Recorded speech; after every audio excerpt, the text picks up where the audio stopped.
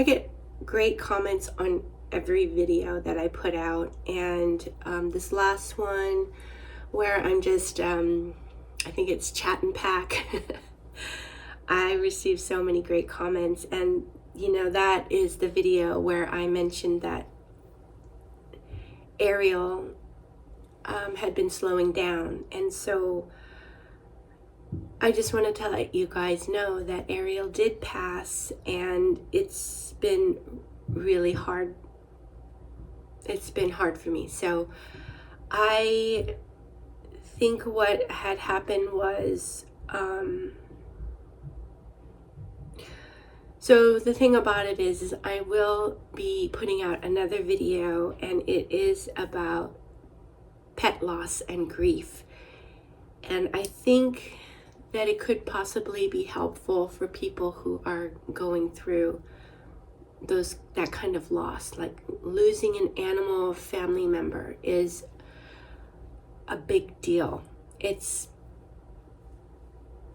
Animals are not just animals. I mean, they are our pets, but they're our fur babies. They really are an integral part of the family. So I think that's why it's been really hard. And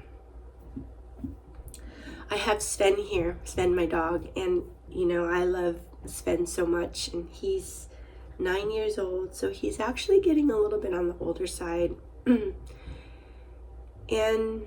But he wasn't as old as Ariel, and Ariel is 16. So the hard part I'm having with this is that before Ariel passed, I felt like, if Ariel passes because of old age, that I would be sad, but I would be okay with it. And with Sven, because he was younger, I just feel like it's not his time yet. And I'm feeling guilty about having those thoughts, because when Ariel was slowing down, that should have been my time to say, oh, I better take her to the vet.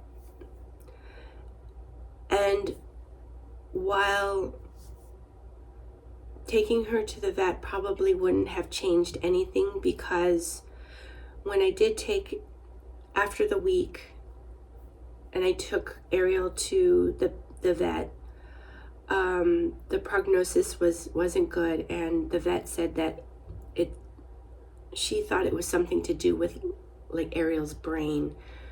And so something like that is not something that could easily be fixed.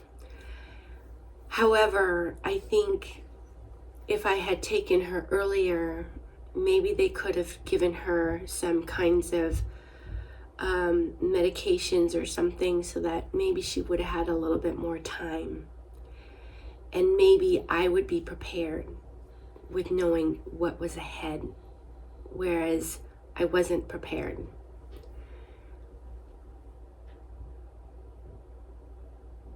So that's what I'm having a hard time with. I'm still struggling with these guilty feelings, and the guilty feelings and just missing her. So I am, going through therapy right now, and it's been helping a lot. And, I'll have another session on later this week, so that'll be good. And I think that'll be helpful to kind of work out these guilty feelings, because I'm somebody who feels guilt often. So I need to talk to the therapist about this, to say, what is this having these guilty feelings all about, all the time. So I want to talk to the therapist about that. And then as far as missing Ariel, you know, I have reminders all over the house about Ariel, and I'm afraid to remove them. I don't know if that makes sense. Like, I don't ever want to forget her, which is, yeah, I just don't. Hey, Ariel. Oh, Ariel. Okay. It's time to get up, right? Is that what you're telling me? Can you scoot over, please? Scoot back. All right. Oh my gosh, Kitty. You. Ariel, you're not gonna let me snooze for 5 more minutes? Please. Please, Kitty.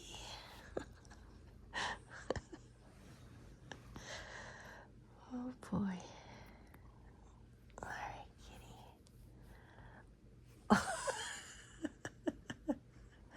Why do you drool?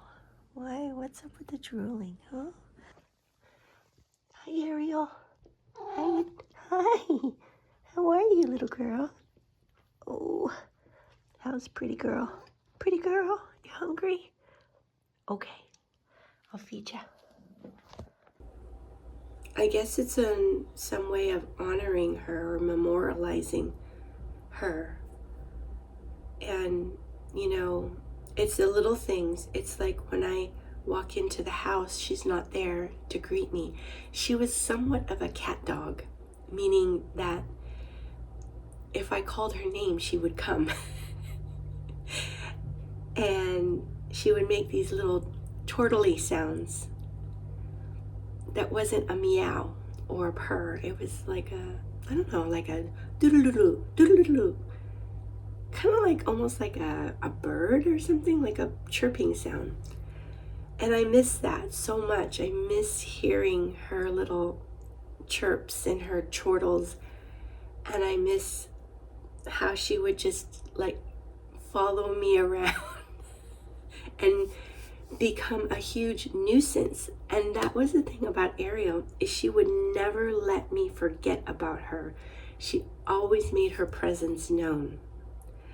And that's why when I say I feel guilty about neglecting her, in some way I could never neglect her, because she always let me know, hey mom, I'm here.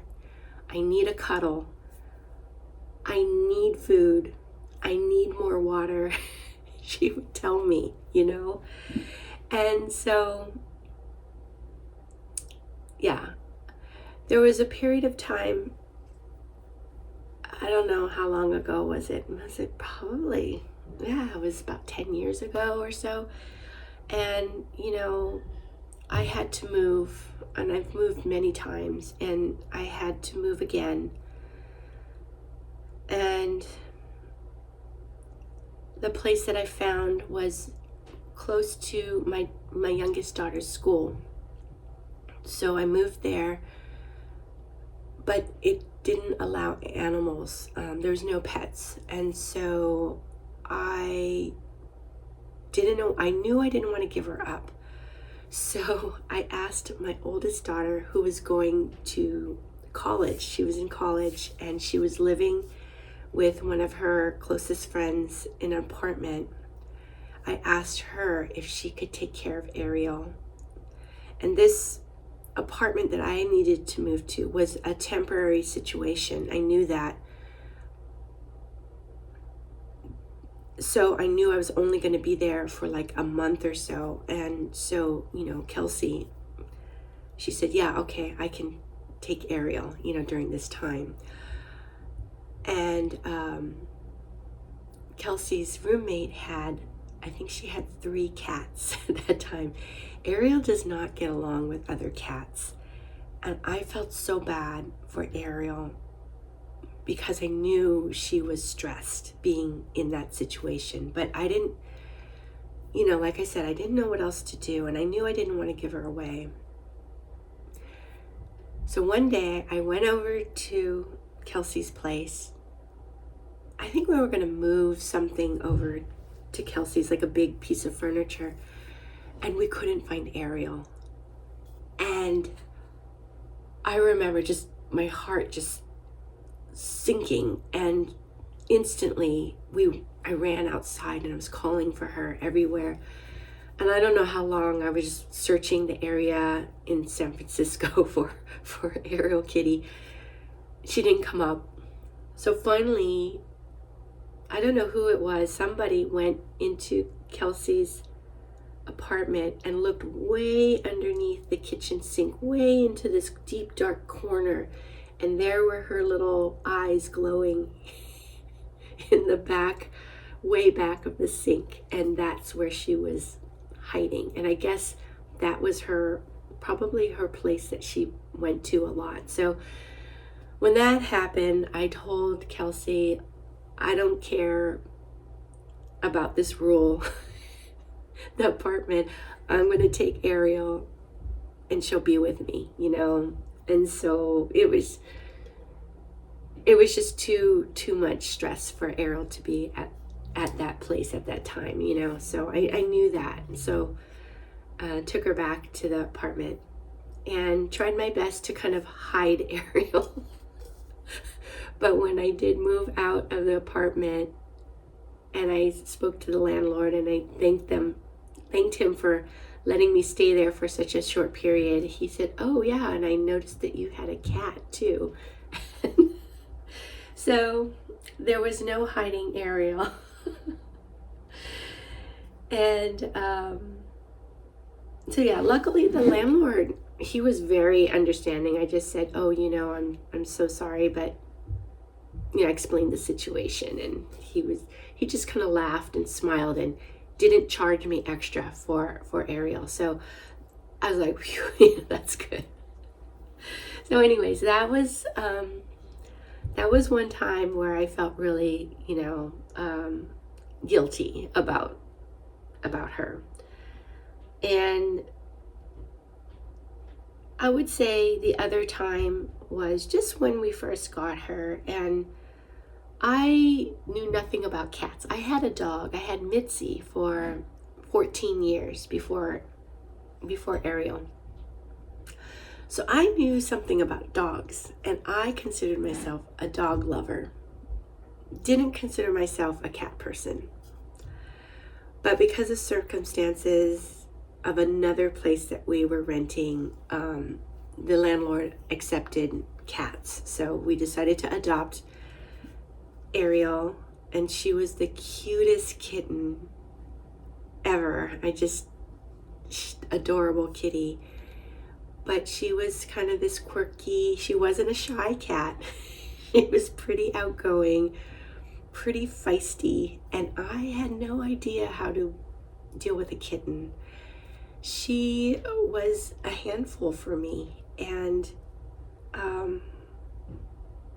just really didn't understand how much attention a kitten really needed. And in hindsight, now I've learned that it's much better, if you're going to get a cat, it's better to get two cats together, preferably maybe even litter mates, so that they have each other to play with, because they're so rambunctious. And anyway, so that was another feeling like, oh, I just didn't realize how much energy these kittens had, and I just felt guilty, like I didn't know how to exert all of her energy. So yeah, but at the same time, I always cared for her. And even now, I wake up thinking I gotta feed Ariel, or where's Ariel? She should be climbing onto my chest and saying, "Wake up, I'm ready to eat." And that's not happening, it's not happening. And I miss that.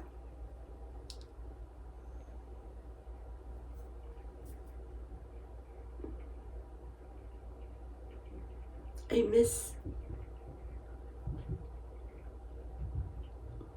miss her unconditional love. And no matter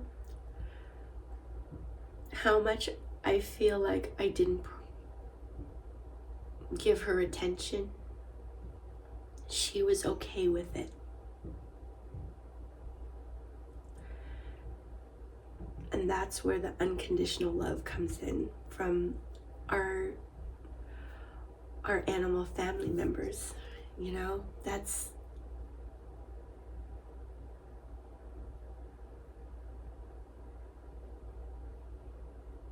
and we don't always get that from the humans that we love, you know.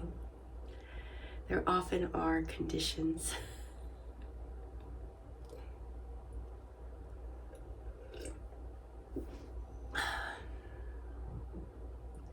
So I just wanted to come out with this sort of more vlog style and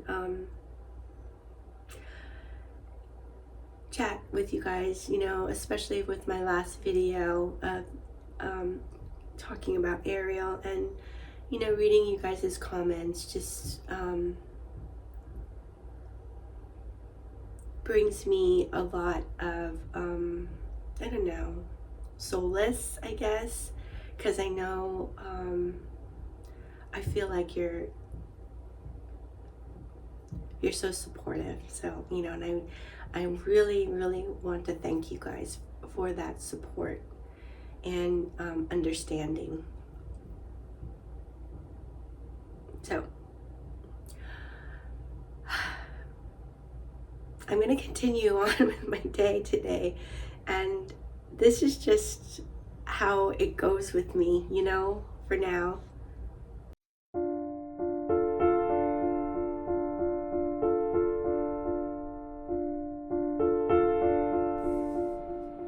I'm having a hard time being motivated enough to do all the things that I normally do. So normally I would be thinking about what my next video would be, like a topic, and then after I figure that out, you know, I would storyboard it out, start deciding what to shoot, things like that. If I'm looking for, you know, kind of stock imagery, I would look for stock imagery. But I just didn't feel like doing that. So I thought, well, why don't I just go ahead and shoot what I'm gonna do today, and you know, and yeah. I still miss Ariel. I still miss my Ariel Kitty, and I don't know how long this sadness is gonna take for me to get over. And so yeah, so when she first passed, I couldn't do anything. I just stayed in bed, and I just didn't realize how much I would feel from, you know, her passing. And I just stayed in bed and, you know, cried, and I had no motivation, zero motivation. I didn't want to do anything that I was supposed to do. I didn't list for my business. I didn't, you know, do any of that. I just stayed in bed, and you know, I got up and I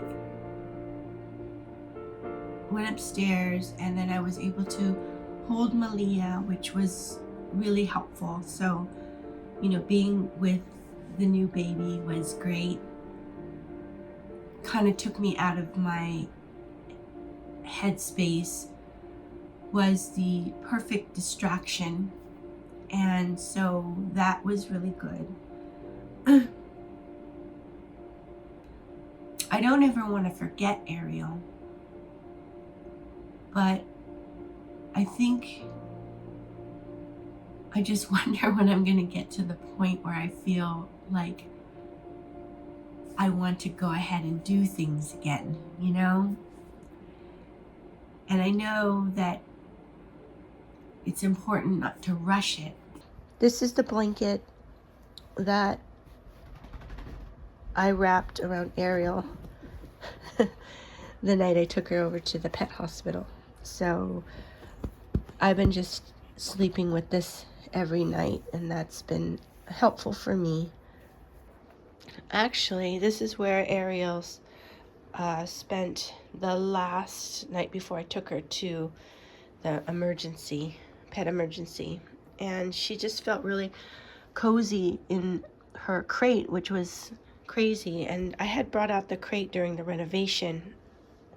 And the funny thing is she just would walk right into the crate, and, I could close it up, and then I could cart her to different rooms so that, she was away from the renovation. And then I brought in an extra litter box to put right next to her. So she actually had 3 litter boxes at this point. Here is the Ariel's food bowl, and I put it out here because I thought this would be a nice place to put my keys, and that way I could see it every day. It's a nice everyday reminder of, Ariel Kitty. I took Ariel to the pet hospital, and the vet said that she recommended humane euthanasia as a good option. She suspected that Ariel had some kind of brain ailment. When I made the decision to put her to sleep, I was in the room holding her. It was very fast and seemingly painless. Overwhelming sadness hit me. I developed a terrible headache and realized I hadn't slept or drank enough water. Now I feel lethargic and unmotivated. The guilty feeling of I should have done more was overwhelming. I now realize guilt is often coupled with grief, and this is normal. I'm learning to handle the guilt by recognizing all the things I did right, not focusing on what I think I did wrong. If you struggle with these feelings, this might help you cope. Making this video is one of the ways to work through some of my grief. Other creative ways to work through your grief is to paint, draw, bake, play music, plant a tree in honor of your loved one.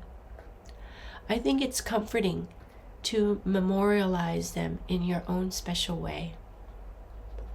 I'm not going to get over losing Ariel. For me, keeping memories of her alive are so important and help me in my grief. I'm now trying to not spend too much time in bed feeling unmotivated and depressed. So every day I try to get out of bed and do something, either work, spend time with my family, or something for my health and well-being.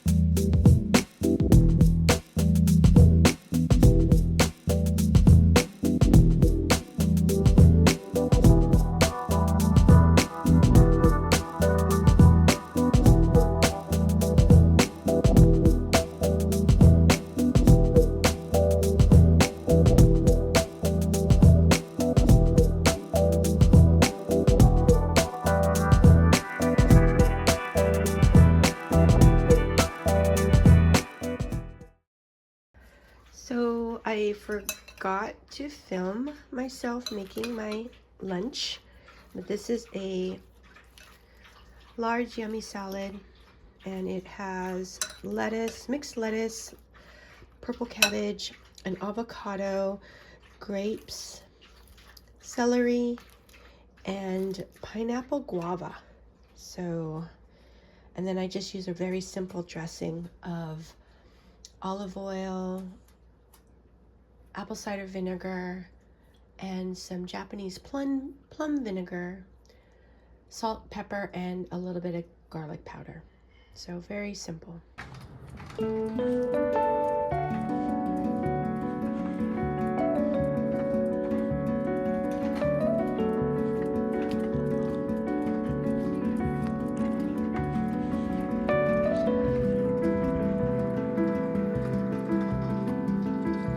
This way?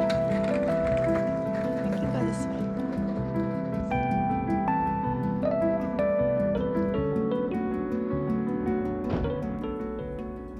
You know, I just think I'm gonna be missing Miss Ariel Kitty for a while.